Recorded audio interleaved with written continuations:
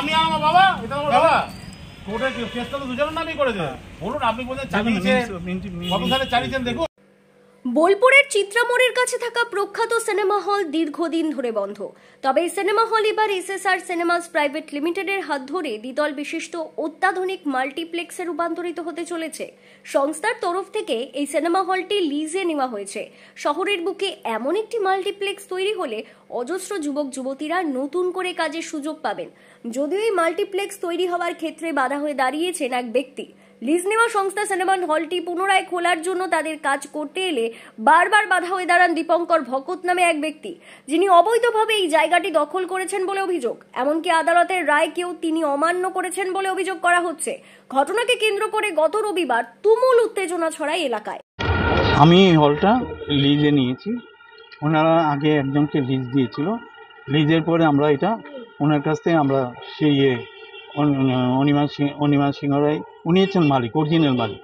তা আমাদেরকে বৈধ ছাড়পত্র 2028 অবধি থাকা সত্ত্বেও আমরা ওনার সাথে একটা নেগোসিয়েশন করি যে আমরা ফ্রেশ একটা এগ্রিমেন্ট বানাবো। ওই এগ্রিমেন্টের বলে আমি আবার নতুন করে মিউনিসিপ্যালিটিতে অ্যাপ্লাই করি।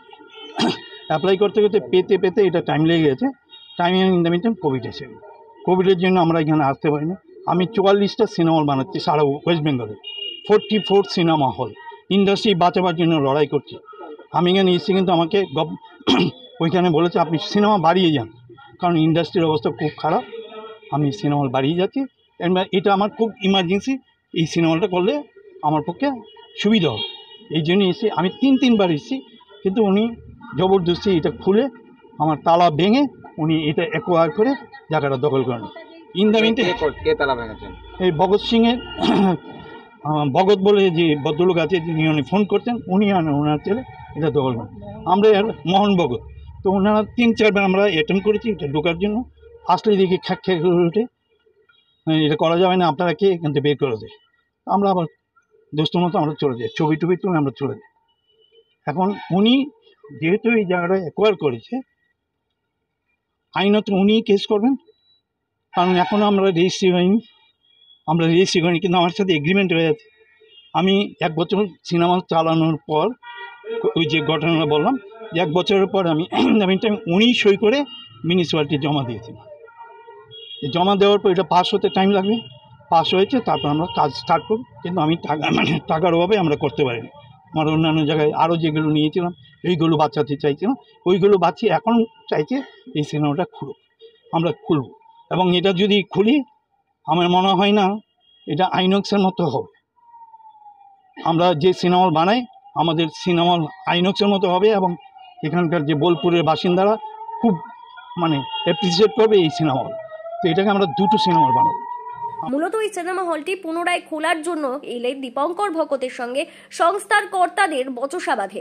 এমনকি কোম্পানির কর্মীদের ভেতরে ঢুকতে বাধা দেওয়া হয় বলে অভিযোগ। তবে কোম্পানির আধিকারিকরা পুলিশের নির্দেশ মেনে তাদের হাতে থাকা বৈধ চাবি দিয়ে দরজা খুলে ভিতরে প্রবেশ করেন। অন্যদিকে দীপঙ্কর ভকত নামে অভিযুক্ত ব্যক্তি অবশ্য এই সকল অভিযোগকে অস্বীকার করে দাবি করেছেন তিনি অবৈধভাবে কিছু দখল করেননি, সমস্ত অভিযোগ ভিত্তিহীন। না, দখলের অভিযোগটা এটা সম্পূর্ণ মিথ্যা। কারণ যদি কোনো অভিযোগ কোথাও থাকে, আমি আর আপনি যদি সেই অভিযোগটা না মানি, সেটা কি হয়, সেটা ন্যায়পালিকার কাছে চলে যায়, মানে কোর্টের কাছে।